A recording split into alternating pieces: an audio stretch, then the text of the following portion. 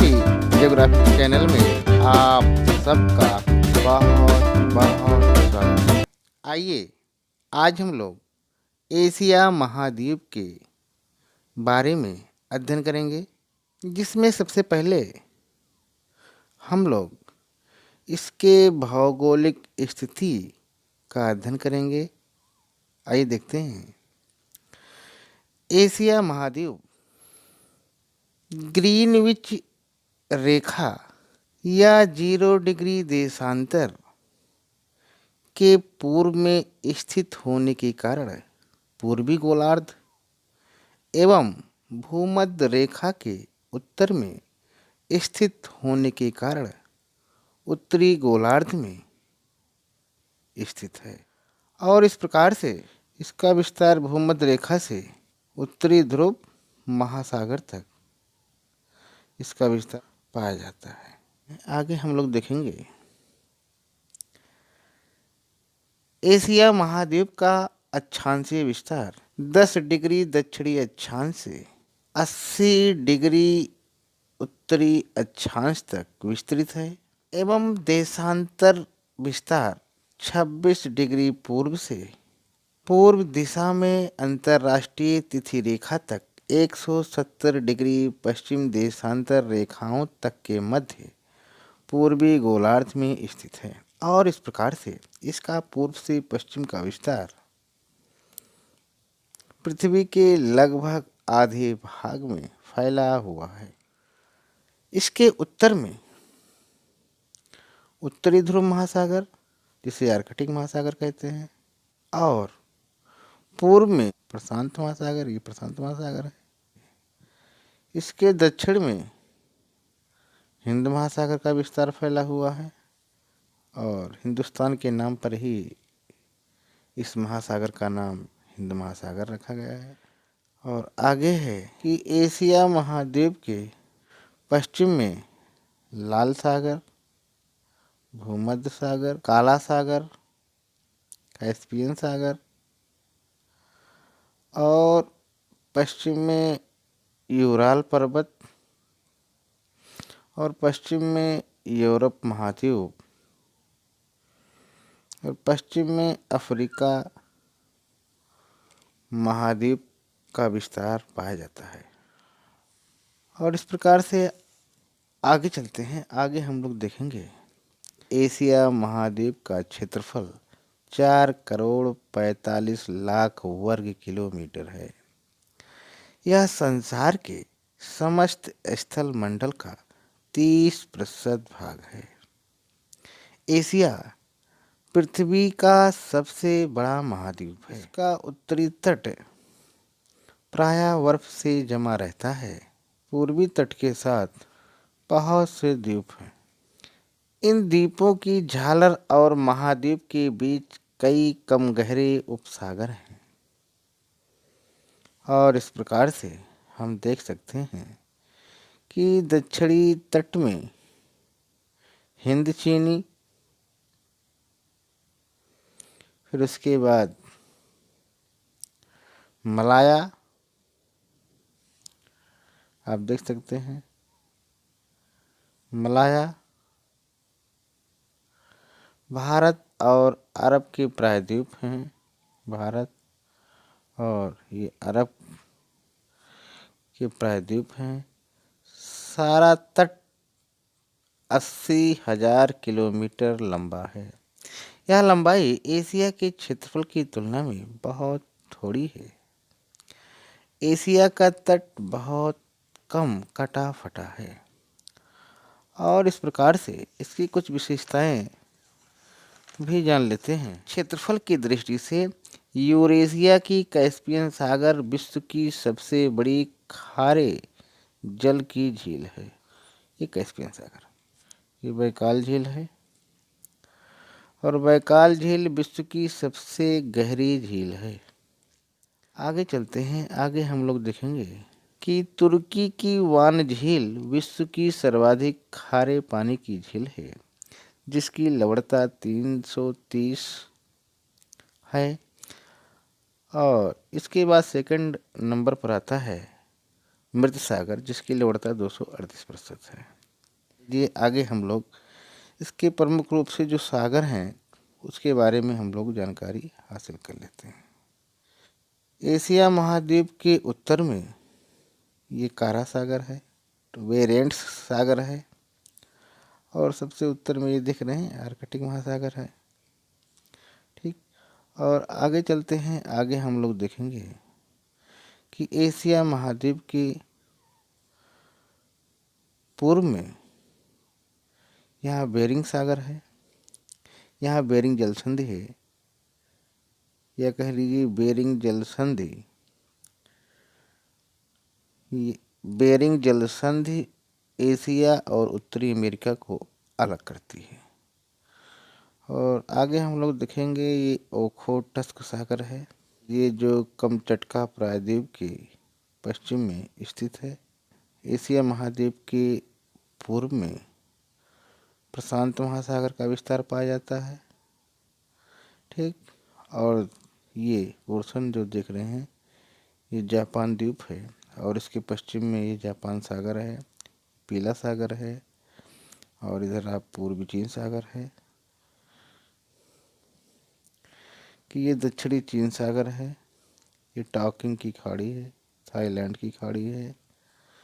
ठीक, और ये फिलीपींस द्वीप समूह है जिसकी राजधानी मनीला है। ठीक, और आगे हम लोग देखेंगे इंडोनेशिया द्वीप समूह में 4 बड़े द्वीप आते हैं, जिसमें सुमात्रा है, जावा है, बोर्नियो है, और सुलावेसी है। इंडोनेशिया की राजधानी जकार्ता है। सुमात्रा और मलाया प्रायद्वीप के बीच में एक जलसंधि है जिसको मलक्का जलसंधि कहते हैं। ठीक, और जावा द्वीप और सुमात्रा द्वीप के बीच की जलसंधि को सुंडा जलसंधि कहते हैं। यहाँ जावा सागर है, सेलेबीज सागर है। ठीक, और यहाँ आराफुरा सागर है, ये वादा सागर है। ठीक, आगे चलते हैं, आगे हम लोग देखेंगे कि भारत के दक्षिण पूर्व में ये आप देख सकते हैं ये बंगाल की खाड़ी है, और बंगाल की खाड़ी के और पूर्व में जाएंगे तो म्यांमार के दक्षिण में ये मर्तबान की खाड़ी है। श्रीलंका और भारत को जो अलग करने वाली जल संयोजक है उसका नाम है पाक जल संधि। ठीक, और यहाँ पे एक खाड़ी है, इस खाड़ी का नाम है मनार की खाड़ी। यहाँ पे खंबात की खाड़ी है, यहाँ कच्छ की खाड़ी। आगे हम लोग देखेंगे खाड़ी में ये ओमान की खाड़ी है, ये द गल्फ की खाड़ी है, इधर अदन की खाड़ी है। जापान की राजधानी टोक्यो है। जापान एक डेवलप्ड कंट्री भी है। आइए देखते हैं ताइवान के बारे में।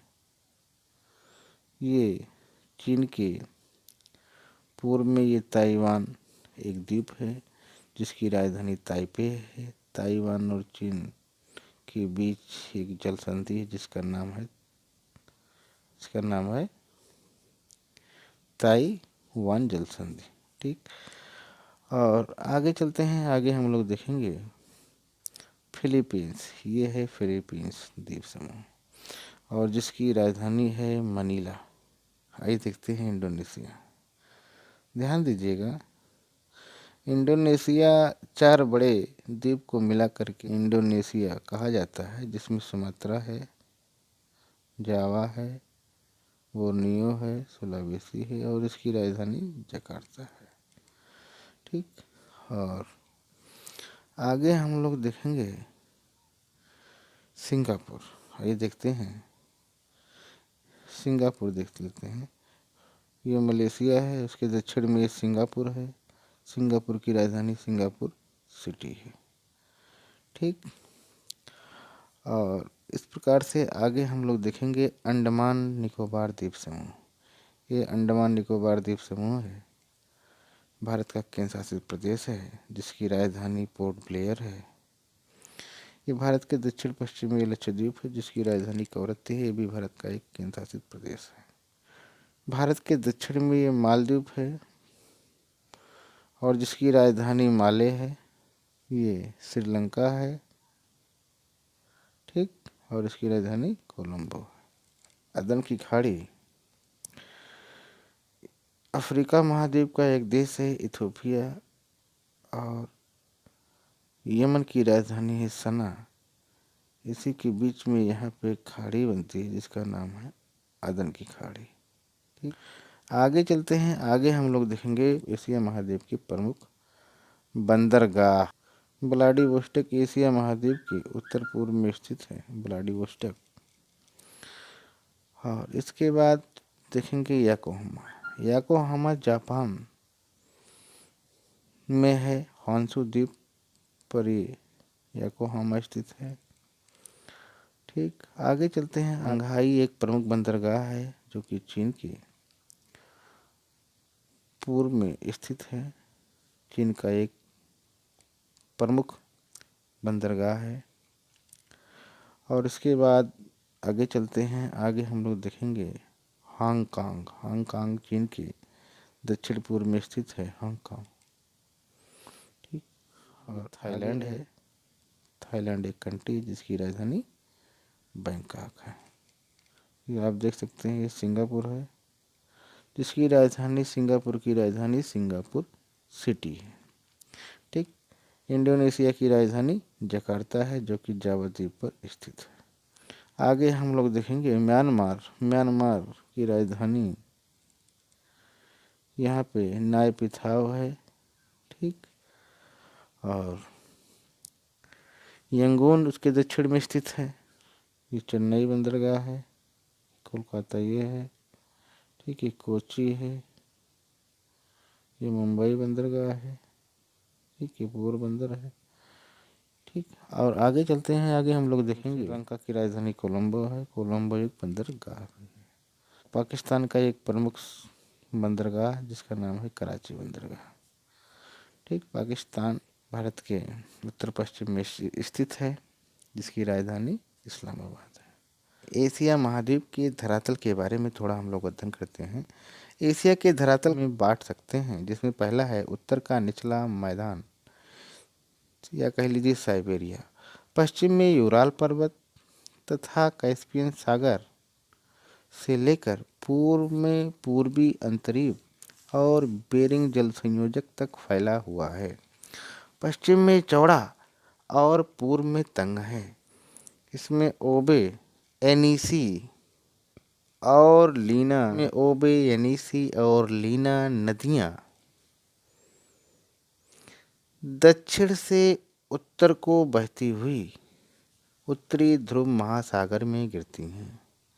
ध्रुवीय क्षेत्रों में बहने के कारण इन नदियों की निचली मार्ग और मुहाने में अधिकांश समय बर्फ जमी रहती है। ऊपरी भागों से बहकर आने वाला पानी यहाँ रुक जाता है और इस मैदान के बड़े भाग में फैल जाता है तथा दलदल बना देता है। दक्षिणी पश्चिमी भाग की नदियाँ भीतरी झीलों में गिरती हैं और यहाँ की भीतर की जो झीलें हैं हम लोगों ने देखा है, कुछ झीलें देखी। ये वैकाल झील है, ठीक। ये बालकस झील है, ये अरल सागर है, ये कैस्पियन सागर है। आगे हम लोग देखेंगे मध्य का पर्वतीय प्रदेश। आइए देखते हैं। मध्य एशिया में स्थित पामीर पठार से कई पर्वतमालाएं विभिन्न दिशाओं में फैली हैं। इसके पूर्व और पश्चिम में एशिया की लंबाई में पर्वत फैले हुए हैं। ये हिमालय है, काराकोरम, कुनलुन, नानसान। पश्चिम की ओर हिंदकुश, सुलेमान अल बुर्ज और जग्रोस आदि पर्वत हैं। इन पर्वत श्रृंखलाओं के बीच मंगोलिया, तिब्बत, ईरान, आर्मीनिया, लघु एशिया, तुर्की के पठार हैं। ईरान और मंगोलिया के पठार प्रायः मरुभूमि हैं। तिब्बत का पठार संसार का सबसे बड़ा और ऊंचा पठार है। इसे संसार की छत भी कहते हैं। आगे हम लोग देखेंगे बड़ी नदियों के मैदान। चीन, उत्तरी भारत, बांग्लादेश, पाकिस्तान और इराक में उपजाऊ मैदान है। चीन में हुआंगहो, यांग, टिसिक्यांग और सिक्यांग नदियाँ। उत्तरी भारत और बांग्लादेश में ब्रह्मपुत्र और गंगा। पाकिस्तान में सिंधु तथा इराक में दजला और फरात नदियाँ बहती हैं। ये मैदान इन्हीं नदियों की लाई हुई मिट्टी से बने हुए हैं। इन अत्यंत उपजाऊ नदी घाटियों में एशिया महाद्वीप की जनसंख्या का बहुत बड़ा भाग रहता है। इस प्रकार से आगे देखेंगे दक्षिण के प्राचीन पठार। आइए देखते हैं। शान, यूनान, दक्षिण भारत और अरब बहुत पुरानी चट्टानों से बने हुए पठार हैं। हिंद चीन में मीकांग, मीनाम, म्यांमार से सालवीन, इरावदी और दक्षिण भारत में महानदी, गोदावरी, कृष्णा, कावेरी, नर्मदा और ताप्ती नदियाँ तथा उनकी उपजाऊ घाटियाँ हैं। अरब में कोई मुख्य नदी नहीं है। यह शुष्क मरुस्थल है। इन पठारों में लोहा, मैग्नीज, टिन, अभ्रक, सोना आदि खनिज बड़ी मात्रा में मिलते हैं। और नेक्स्ट है दक्षिण पूर्वी और पूर्वी एशिया के द्वीप। इनमें जापान, फिलीपींस द्वीप समूह, बोर्नियो, सेलेवीज, जावा, सुमात्रा आदि बड़े उपजाऊ द्वीप हैं। ये सब ज्वालामुखी पर्वतों की क्रिया द्वारा बने हैं। इस प्रकार से आज हम लोगों ने एशिया महाद्वीप की काफ़ी चीज़ों का अध्ययन किया। आज यहीं तक। बहुत बहुत धन्यवाद।